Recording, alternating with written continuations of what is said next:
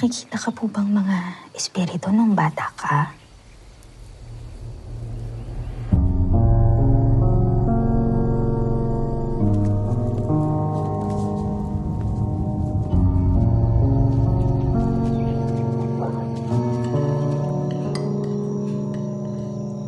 Binubura ng buhay sa kumbento ang mga alaala ng buhay mo.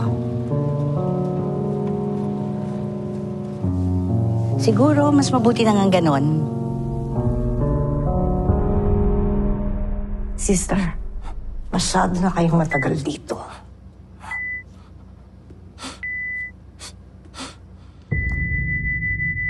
Hindi ninyo nalalaman kung anong nangyayari sa labas.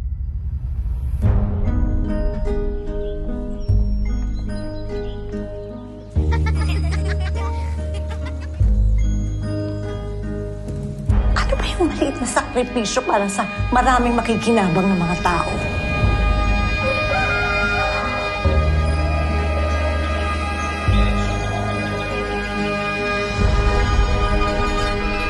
Wala na kayang pag-asang mabuhay si Angelo.